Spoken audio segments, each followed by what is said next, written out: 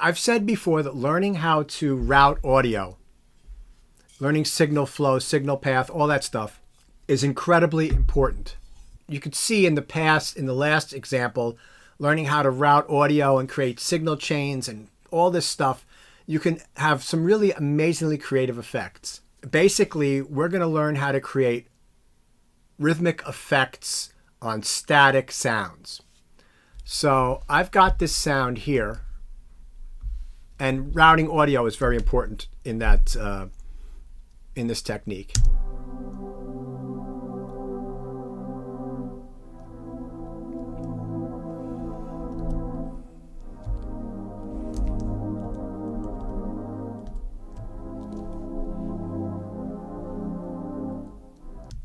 All right, so that's just a pad. It's playing some chords. It's pretty, it's nice, it's okay.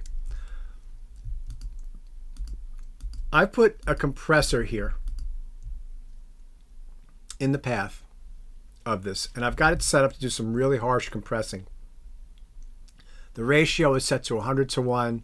It's got a slow release, a moderate attack, and the threshold is, as you could see, pretty low. What I want to do is I want to take this kick drum here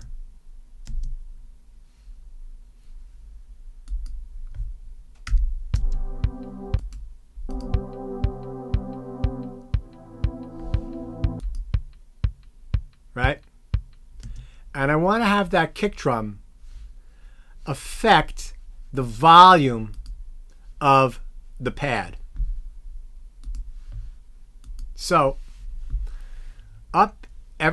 most compressors have this. You have to look for something called side chain, and it has a key input. So in Pro Tools, I'm just using the regular Dyne 3 compressor limiter that comes with Pro Tools. And I'm turning this on right here, the side chain. It's a little key. You click it, it turns blue. Then what you have to do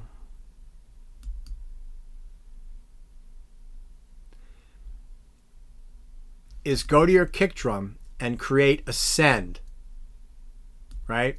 And a mono send, mono. So it's going to go to one output here, and I'm going to name that kick 1 send. So basically I am sending right here, as you could see, full volume of that kick through this send. And instead of routing it to an aux track, you see right here there's a little key. You want a key input, so I'm looking here and I select my kick drum. And let me turn the volume down, and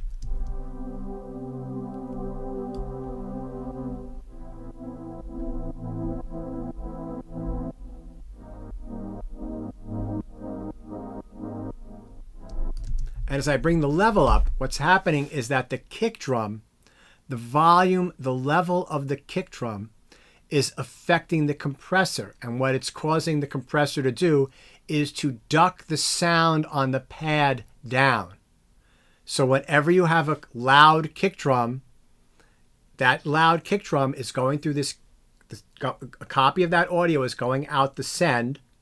I'm sending a copy of that audio into the key input of the compressor. And that audio from the kick drum is triggering the compressor, not the audio from the brass pad. And since it's doing those quarter notes,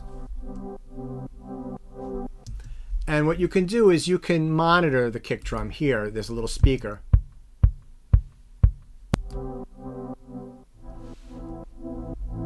Right, and you could play around with the threshold to make it less severe.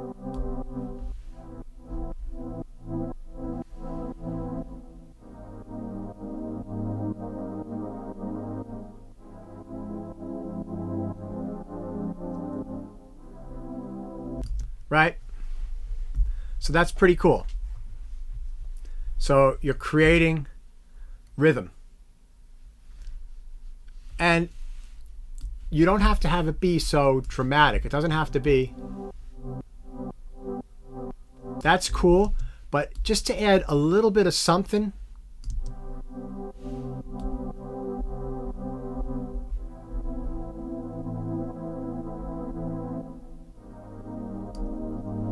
that might be something really cool in a track, you know? And you could still have the kick drum playing too.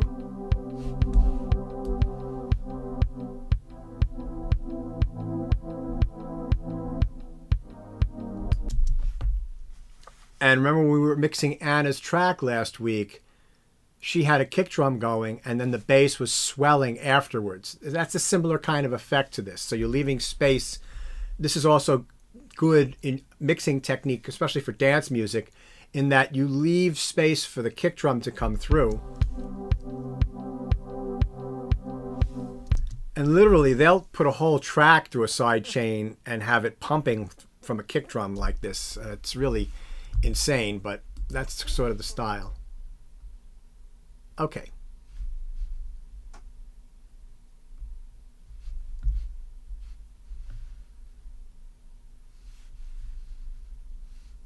Now, on the next example, we've got the same thing going, but our key track is this drum. Give me 1 second. There we go.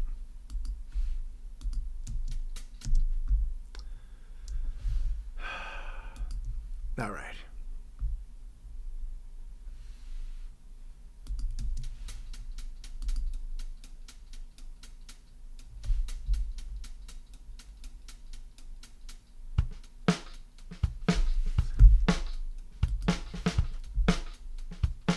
So we have this loop where it's just hi-hat at the beginning that goes into this drum groove here. And then there's and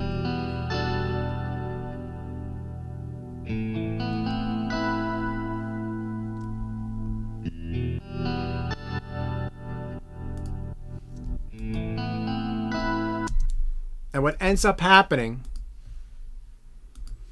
is that the side chain doesn't really affect the sound of the guitar for the first half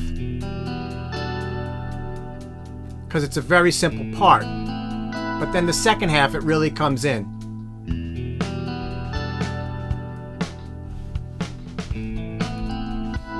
Sorry, here we go. Let's try that one more time with it not muted.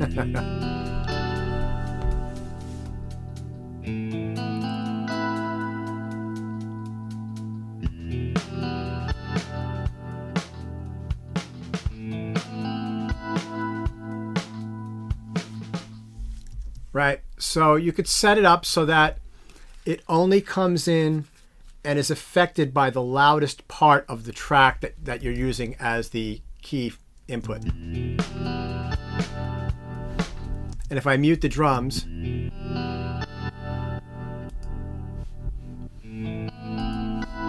and again, you could set this up to be subtler. You could turn the knee up to make it smoother. You could slow the attack down.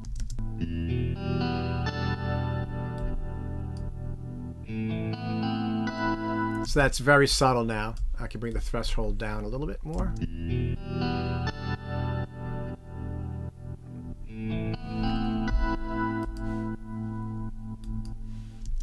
All right.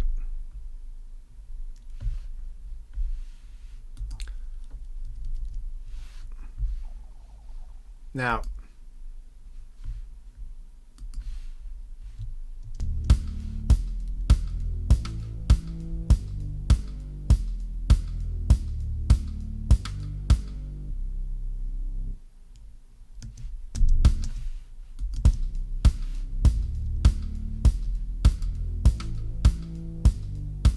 right? So we've got this synth bass here that's really long. And there's no dynamics there. So I have here a second kick drum.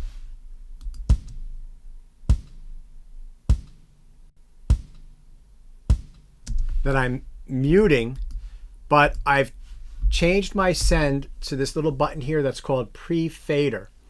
And what that means is that it will send this amount of audio through this send before this fader. So I can have this track muted and we're still sending this audio out to the key input. So now every other kick drum will affect the volume of the bass.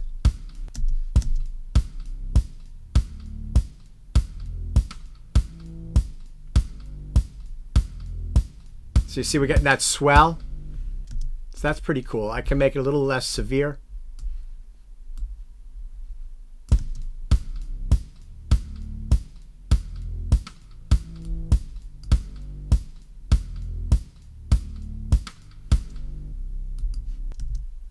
So I'm using an additional drum to the regular drums here, and I'm using that to affect the sound of the bass, the volume of the bass.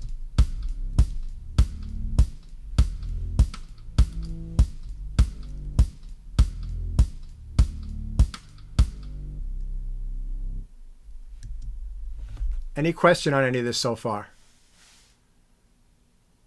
Right? Okay, moving right along. Now I have something else here called a gate, right? A noise gate is a little different than a compressor. A noise gate is a door that shuts the output, that shuts audio off and turns it on. And you can set the threshold that the gate starts. You can set the attack and the release like on a compressor. But basically, it's just like a mute switch. And this is where you can get some really cool, better rhythmic effects. So without, let me just see something here. Okay, so let me play you this little bit here.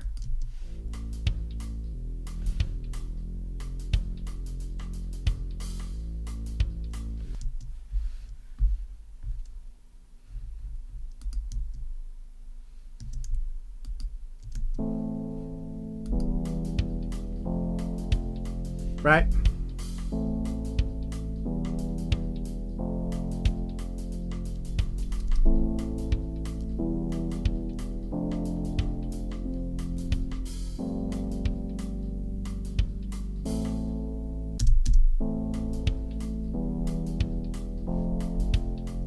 Now, I've got right here a trigger loop, I call it.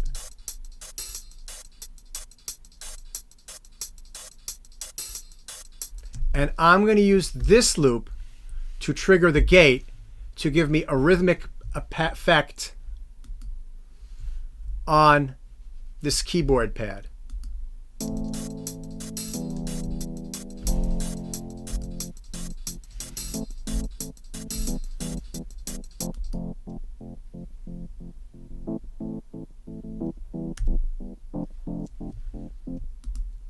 Right?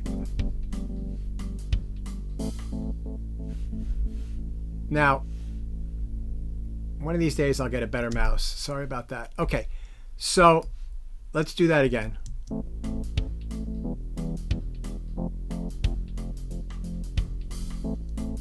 Right? Keyboard players got great rhythm, man. Funky.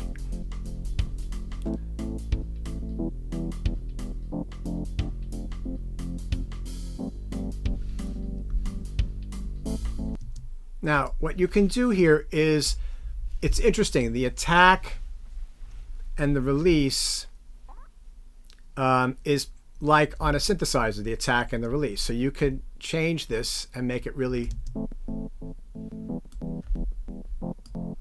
right, where you can actually hear some clicking.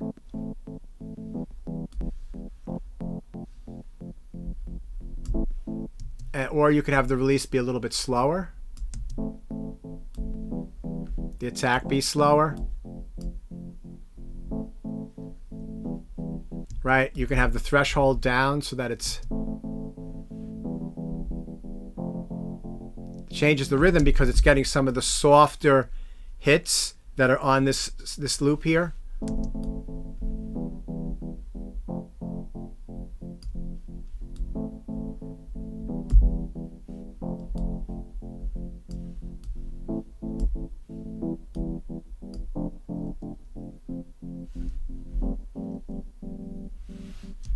Now, the next thing you can do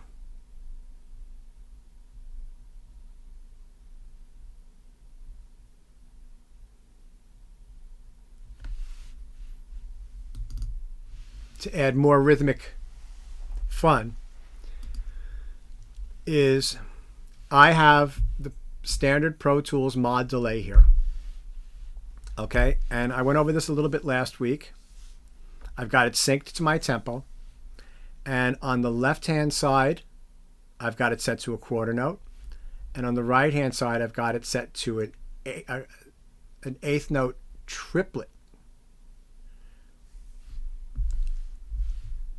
So let me just solo this and the delay, and I'll turn the delay on.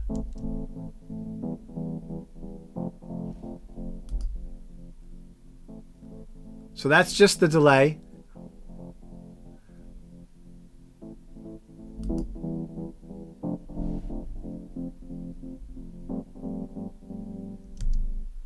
Now, for me personally,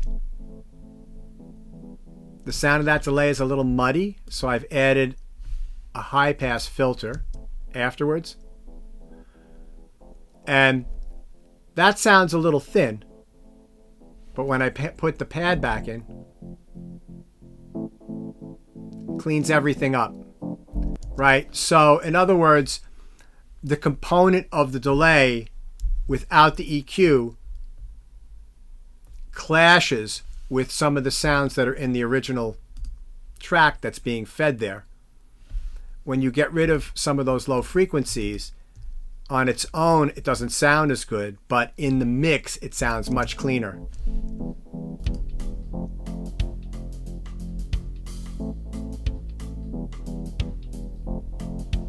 So using these effects to add rhythm, add mood, add motion, add stereo panning, because the echoes are coming out left and right, really are part of the composition, because this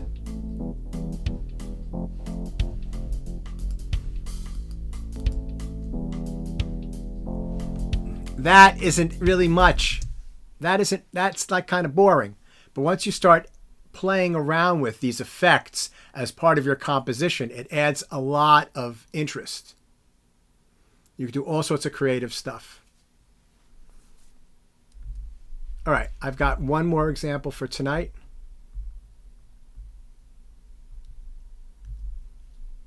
Oh,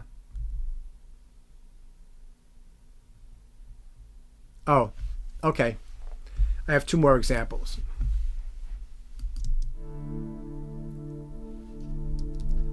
Now, this goes back to Noam's question. And I'm just going to do this with volume, but you can do this with panning as well. So this is just a pad sound. If I open this up to volume,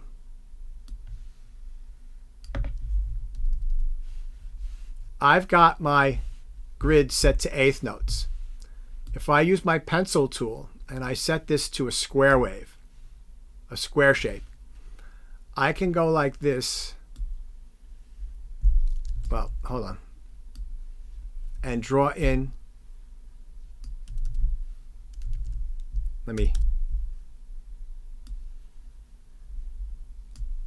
Some volume automation, and I can get a rhythmic pattern like this.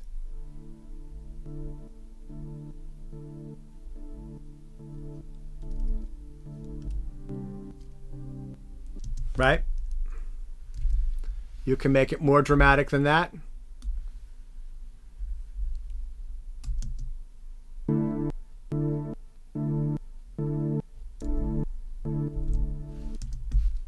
You could change this shape to be a triangle. It'll be a little smoother.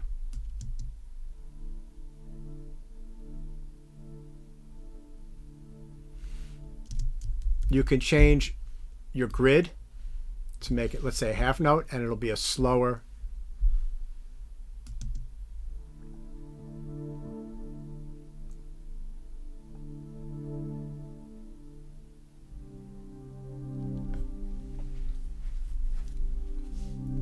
right? And you can do the same stuff with panning for sure. Now, Pro Tools has, and your DAWs should have shapes like this. Pro Tools has one that's called random, and this is really fun. It looked like a, let me make this back into 68. Let's make this into 16th notes. This looks like a city skyline.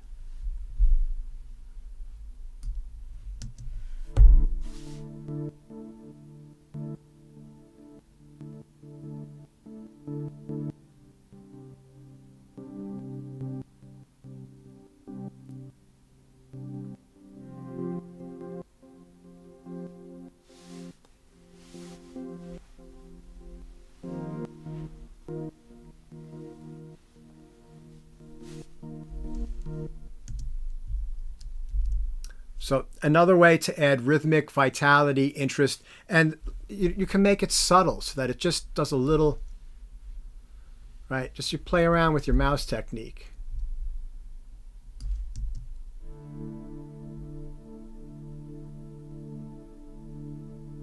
Just very subtle. Doesn't have to be dramatic, but you can make it dramatic if you want. That's your call. All right, now for this last example,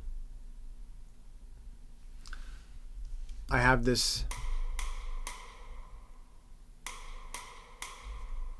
right? That's just a metal percussion.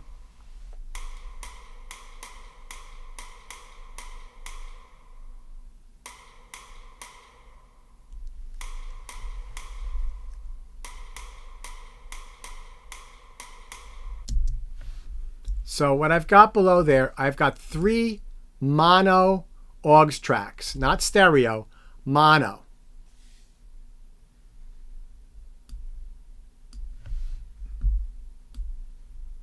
And somehow they didn't stay panned. So the first one is I've got it panned all the way over to the left. And I've got a quarter note delay on it.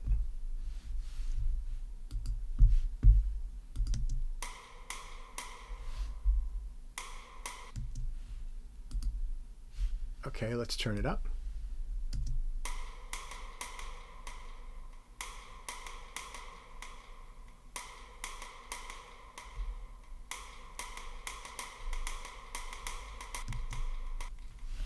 And then 2 below that, I've got my delay right. And that one is set up to a dotted 8th note.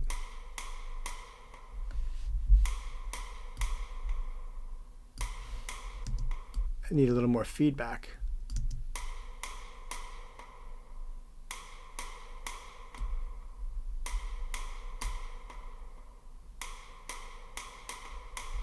It's interesting because it's a dotted 8th note rhythm, so you're actually hearing the echo and the instrument sound at the same time, and it's kind of masking the echo effect until you have the space between the patterns.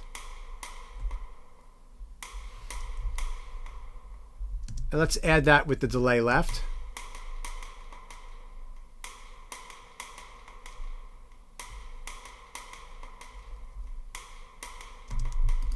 Okay, let's mute those and let's see what we've got in the center. In the center we have half notes. Let's turn that up.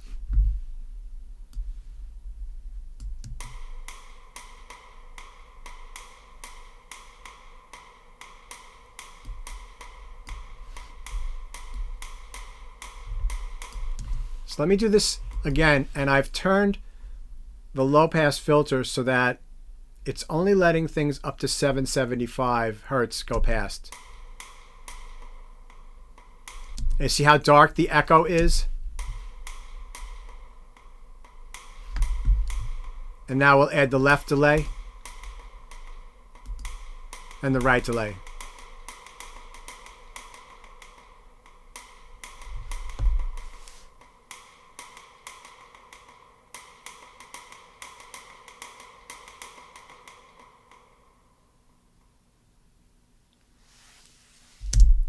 So that's a cool trick. So that's sort of how you can get something like on that H delay out of simple mono delay lines. And actually even more complex because you've got three, you've got left, right, and center. So you're expanding the stereo field because you're having your original track and one of the delays happening right in the center, and you're having one of the delays happen in the left and the other delay happening in the right. So you're taking the sound and you're widening it, you're spreading it out, and you're creating rhythmic interest by adding all these extra rhythms. So if I were to mute the original and make all of these pre-fader so that we only heard the delayed line.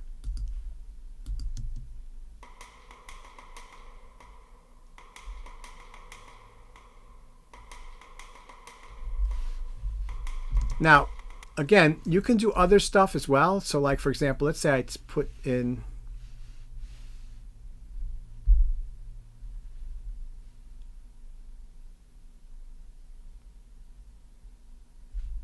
the saturation knob, which is a free plugin.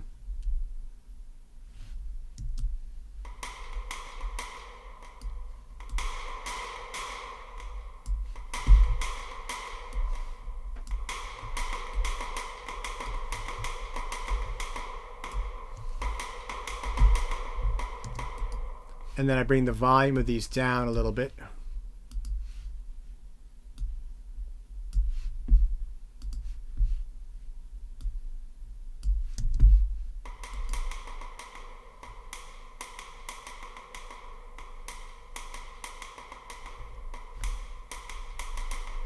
Right, you're adding a little, exciting it, a little, adding some more harmonics to the sound. You're thickening it up.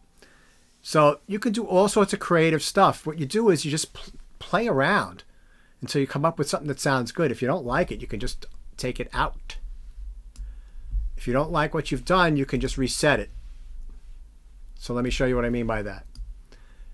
Preset, something called factory default, will set it back to its original state. So you could just go back, and if you don't like what you're doing, you can start all over again. Let me just go over one more time for everybody's edification, and then we'll call it quits. The different controls on a delay. So you have the delay time, which is the amount of time it takes for the sound to repeat. You have the feedback, which is the number of repeats that you get for each sound that's being repeated. You've got a low pass filter. Some of them have a high pass filter, so you can filter the echoed sounds. And that sounds like an analog delay pedal that gets darker as time goes on. Each delay chops more and more high frequencies off with this low pass filter. It has a sync so that you can sync it to your tempo. And this one has a groove so you can move things around the beat a little bit so it's not exactly on the beat. And then this one also has a mod, which I'm going to get into maybe next week, talk about this a little bit more, what modulation is. But that's basically, will add some sort of vibrato chorusing effect to the echo. So let me just see if I can exaggerate this. This is in delay center. All right, let me mute this, and mute this. Right, so I've really exaggerated it.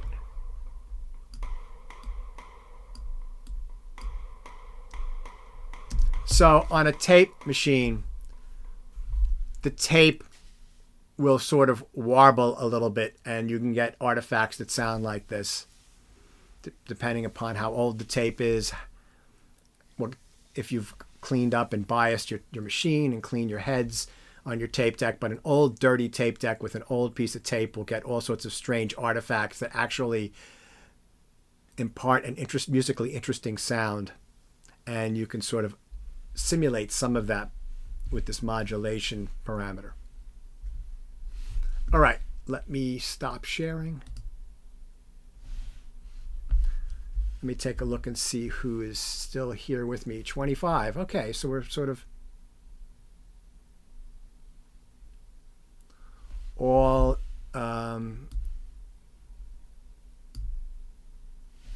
sort of leveled off at this number in the mid to high 20s.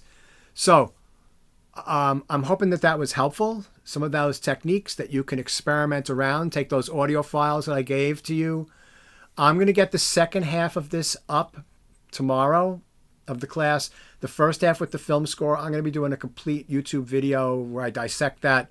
It'll probably be like 45 minutes. I'll get really in depth in the composition and the mix. And I'll post that probably in a couple of weeks. So I'm going to chop that off of here because I don't want to have repeating content on that. And I'll let you know when that's up. But any questions? So next week I'm going to do, I'm going to try to get my controller set up here, and I'll show you about key switching a little bit more. And I will try to talk a little bit more about miking instruments next week. I got to figure out how I'm going to set that up over Zoom, which I'm going to have to figure out how to do in the fall if I am teaching this fall for both of my classes. So I sort of jerry-rigged it with Recording Studio Fundamentals last semester, but need to do a better job of it this semester. So I'll have to figure that out this week. So Jorge, I can't hear you.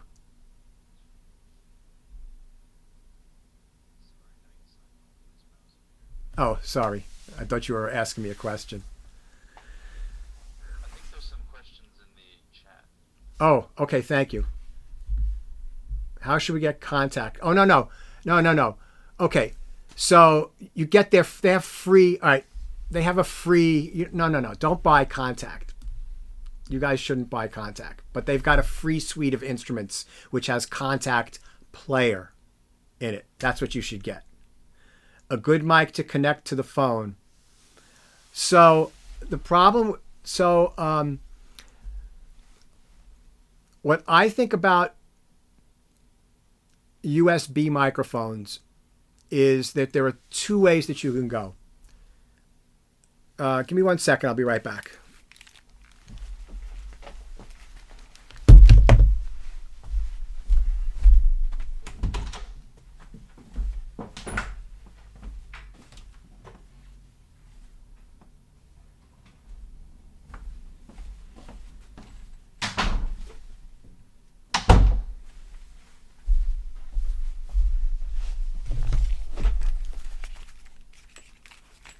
Yes, it's summer, shorts and a t-shirt. I love it. I have this for my phone. This is made by Shure. It's called, I think, an MV88. It's only Lightning, all right, which means it only works with an iPhone. And if next year or the year after, Apple switches the connector on their iPhone from Lightning to USB-C, well, then you're out of luck with this. But I've had this for a few years, and it just hooks onto the phone like this, and it rotates so you can, and it works in both directions. And it comes with an app that you download, and this is a stereo microphone, and it does something called mid-side recording, which is a really, and you can do, what's nice about that is if you're doing, let's say you're doing an interview with somebody, you can have, it's got a figure 8 and a cardioid pattern. So you can have it set up in figure 8, and you could be talking here, and your interviewee could be talking this way. You could set it up for mono, and you could set it up for stereo. So it's got 3 settings that you could set up in the app. It sounds good. It doesn't sound great. It sounds good. It's useful for me, personally speaking. So if I'm going to make a quick YouTube video, I just pop this in, I put my phone on, on the side of the piano, and I can make something that sounds better than the phone microphone. All right. But, you guys should be watching how much money you spend in this, because it's a money pit, getting involved in music technology. What's more cumbersome but more useful is to get a USB mic. So I'm using this, a Blue Yeti, right? Which I think is very good.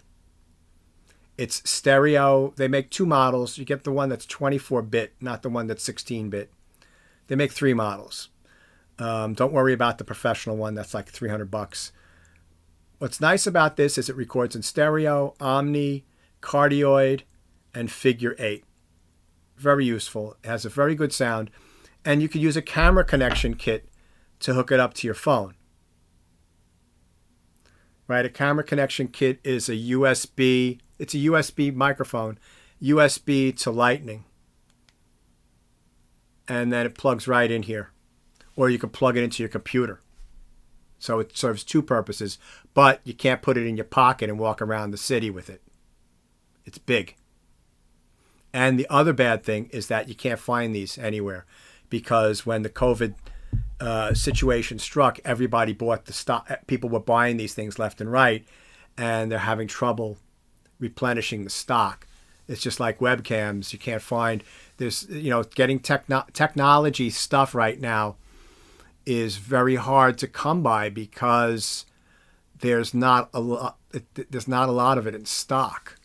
So they're thinking that these are going to come in sometime in the middle to end of July, because I have another friend of mine who's ordered one and he's being told that it's not going to be in. He ordered it like a month ago, and maybe it's going to be in the next few weeks somewhere. I think he ordered it at Sweetwater. Okay, so that's that. Valhalla. Right, so that's... Okay, so the Valhalla Super Massive is fantastic. All right, it's a free plugin. It's a specialty reverb. You would use it in place of Black Hole, right? It's really good. I have it. It's fantastic. Spitfire Audio. I have a lot of their product. They make some incredible product, and some of their product is not my taste. Let's leave it at that. But they have two lines. They have something called Labs, L-A-B-S. And what they are is experiments, demos for future sampling projects, one-offs that they think that they tried an experiment and they didn't think it would be commercially viable. These are all free. They come with their own player, and they work with AAX, VST, and AU. So they work in Logic, they work in Ableton, they work in Pro Tools, they work in Digital Performer, they work in Cubase, they work in Reaper. Sign up, download them all. You just have to give them your email and be subjected to their constant marketing. They also have the BBC Orchestra that somebody here purchased, the professional version. I have that. It's very good. There's a lot of use for it. It's very expensive. There are missing articulations, which I can't believe. They don't have. They have staccatissimo articulations, but they don't have spiccato or staccato on some stuff. So you've got very, very, very, very short articulations and nothing in between that and a long articulation. That being said, it comes in 3 flavors: the professional, the core, and something called Discover. You're all college students. Go there. They're selling it for $49, but you're college students. You're all poor.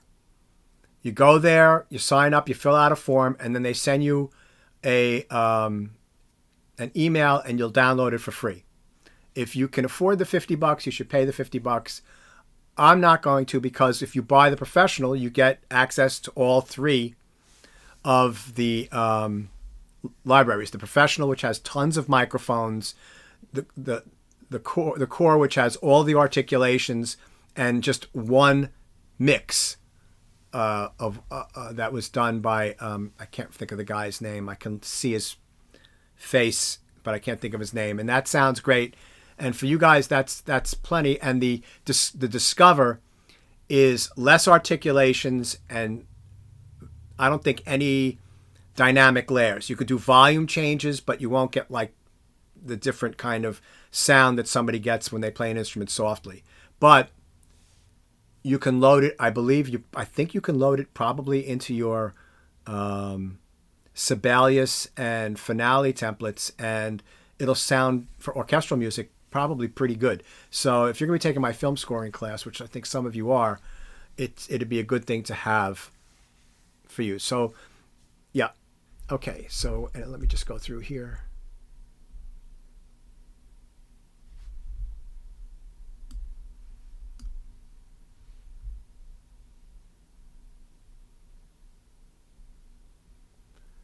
Okay, Mark, I don't understand this. Do most synth plugins have the ability to change the swelling? And I can't read that last. Sorry, yeah. So when you were using your mouse to draw the different rhythmic shapes and stuff with those synth pads, and you were changing it to like a square shape. And does like Omnisphere have the capability to just do that so when they're actually playing in real time? Yes. Yeah, they have modulated envelopes that you can do that with. Yes. Yeah, that gets to be, that's sort of under the hood. Yeah. So okay, but in Pro, like you can do that. Pro Tools comes with something called Expand 2, and you could use Mod to change the shape of the volume. And I have taught that in the past before, but if you want me to teach you synth programming, I can do that too, but that's like a whole other can of worms. Right. Yeah, that's a whole other can of worms. But again, understanding signal flow is essential to understanding how a synthesizer works. So learning how to do this will help you if you ever learn how to use a synthesizer, right? Because a compressor has an attack and a release. That's part of the envelope of a synthesizer. They all work very similarly. So understanding this stuff will help you when you learn how to do synthesizers. MV88. I have the Apogee Hype Mic. Yeah, so I have the Apogee. I have one of those Apogee mics, the mic, M-I-C, and it's in my locker at the college. I haven't been able to get it, and who knows when I'll be able to get there to get it. But I use it in my classrooms to record the classes, and that sounds okay. I don't think the Apogee sounds as good as the Blue, I have to say, and plus the Blue is cheaper and it has more polar patterns, but the Blue is 3 times the size of the Apogee. Can you repeat which sound library this is? So Kyle, do you remember what BBC Discover version from Spitfire. Right. Yeah. Make sure you've got space to store. If you start downloading stuff, make sure your hard drive has space. Okay. Last semester, I had a few students who weren't ready, and they had like 50 megabytes of free space in their hard drives left. And they were wondering, and they couldn't even install Pro Tools. Right. So, yeah, you gotta leave space in your hard drive.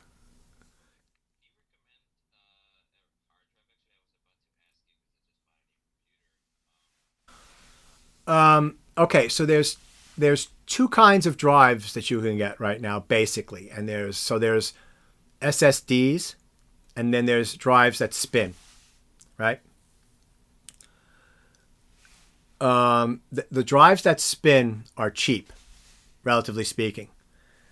I have a 10 terabyte spinning drive from G-Tech, I think it's called. Cost me like $200 for 10 terabytes, right? I store my photos, my videos, backup projects on that. But I've got on my desktop computer, I've got about 16 terabytes worth of SSD because it doesn't spin. It's much faster, and for doing audio, it works great. Now, spinning drives work fine for audio. I use them for decades. Two problems with spinning drives now. They're not as fast as SSDs. Fans make noise. They make noise. They're noisy. So if you're going to be recording live audio, you're going to be hearing your machine go up and down. The fan. But another thing that's really detrimental for music creators is that if you're not you, they have put in environmental protection features into new hard drives that are hard to turn off. So what do I mean by that? If you don't use your hard drive for a certain amount of time, it goes to sleep. And then if you play Pro Tools, it crashes because the hard drive is waking up while Pro Tools is playing or whatever. It causes trouble, right? For audio, those drives need to be moving constantly. So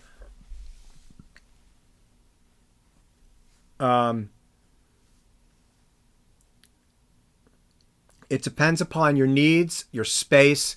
But one thing I would say is that I don't have them in here. I have them in the other room. I don't feel like going in the other room. But I've got a bunch of, bus-powered SSDs that I take in my laptop with me.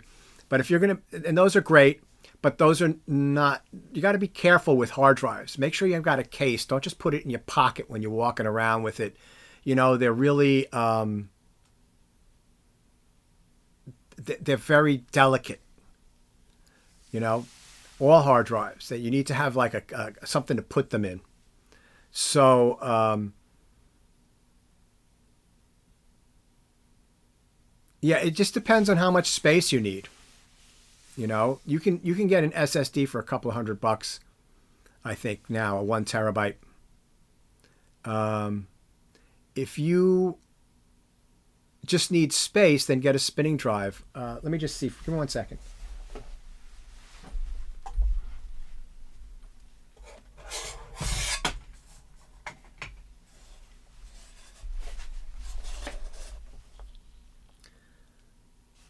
Yeah, G Technology. I bought this. This is 10 terabytes. This cost me like $200 and something. It's USB. It's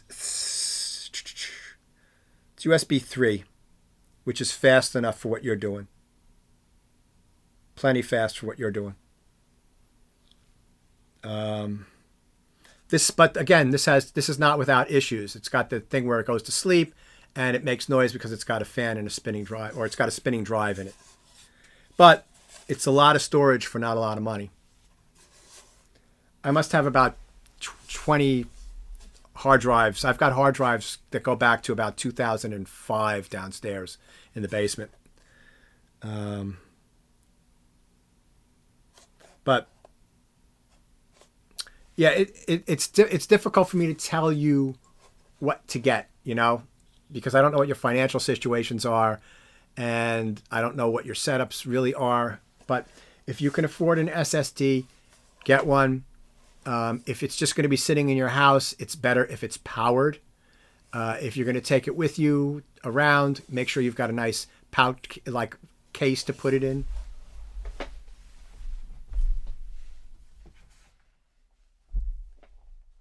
Something like this.